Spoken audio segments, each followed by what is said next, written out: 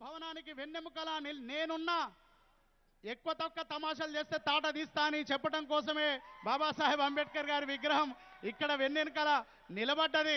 ఆయన స్ఫూర్తితో పరిపాలన సాగించాలని కంకణం కట్టుకున్నటువంటి మన తెలంగాణ రాష్ట్ర ముఖ్యమంత్రి వర్యులు కేసీఆర్ గారు ఆయన రచించిన ఆర్టికల్ 3 ప్రకారం తెచ్చుకున్న తెలంగాణలో ఆయన ఆశించిన దళితుల ఆర్థిక స్వావలంబనను, ఆర్థిక ప్రగతిని నిజం చేస్తూ ఆయన స్ఫూర్తిగా ఉండాలని బాబాసాహెబ్ అంబేద్కర్ గారిని ఇంత ఎత్తుగా నిలిపినటువంటి గౌరవ కేసీఆర్ గారికి మన అందరం కూడా చప్పట్లతో, హృదయ చప్పట్లతో, అందరం కూడా కరతాళ ధ్వనులతో వారికి ధన్యవాదాలని తెలియజేద్దాం.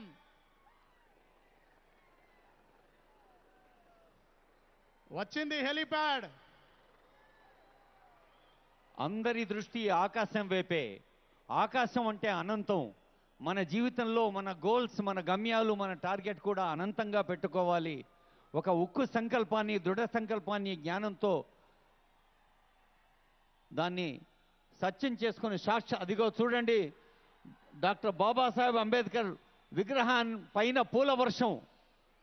ఎన్నో సంవత్సరాలుగా కన్నీటి వర్షంలో ఉన్న కుటుంబాల్ని తన వేళ్లతో తుడిచిన మహనీయుడు డాక్టర్ బాబాసాహెబ్ అంబేద్కర్ గారి చేత కాన్స్టిట్యూషన్ ఆఫ్ ఇండియా, భారత రాజ్యాంగ గ్రంథాన్ని చూస్తూ ఉన్నాం.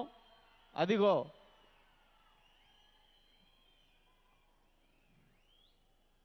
అక్కడ పూల వర్షం, ఇక్కడ చప్పట్ల వర్షం. ప్రతి సామాన్య పౌరుడు, every citizen is taking part in this grand occasion.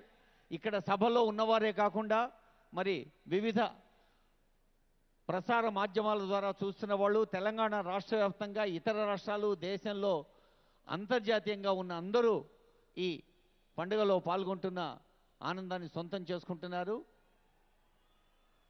ఈ పూలవాన మధ్య మన గుండె తడిని ఒక ఆత్మీయపు జడివానగా మార్చి డాక్టర్ బిఆర్ అంబేద్కర్ గారి విగ్రహావిష్కరణలోని తర్వాతి ఘట్టం గౌరవనీయులైన ముఖ్యమంత్రి వర్యులు, గౌరవ అతిథి, షెడ్యూల్డ్ కులాల సంక్షేమం కోసం కృషి చేస్తున్న మంత్రివర్యులు కొప్పుల ఈశ్వర్ గారు, మరి ఈ నిర్మాణ కార్యక్రమాల్ని పర్యవేక్షించిన రోడ్లు భవనాల శాఖ మంత్రులు ప్రశాంత్ రెడ్డి గారు, ఇంకా ఎందరో మంత్రివర్యులు, మంత్రివర్గ బృందం, అలాగే ప్రజా ప్రతినిధులందరూ ముఖ్యమంత్రి గారి వెంట విప్లవాత్మకంగా ప్రత్యక్షంగా ఉపయోగపడే దళిత బంధు లాంటి అదిగో doctor BR Ambedkar's 125 feet statue, 125 అడుగుల ఒక బృహత్ విగ్రహాన్ని అందరి హృదయాల్లో గూడు కట్టుకున్న ప్రేమను, భక్తిభావాన్ని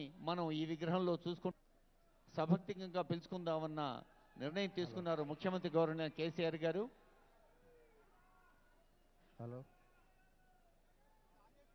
బౌద్ధ గురువుల మంత్రోచ్చారణలు, ఘంటానాదాల మధ్య అదిగో ఇప్పుడే గౌరవ అతిథి అంబేద్కర్ గారి మనవడు ప్రకాష్ అంబేద్కర్ గారి చేతుల మీదుగా ఈ భవన ప్రవేశ మార్గానికి ప్రారంభోత్సవం జరిగింది.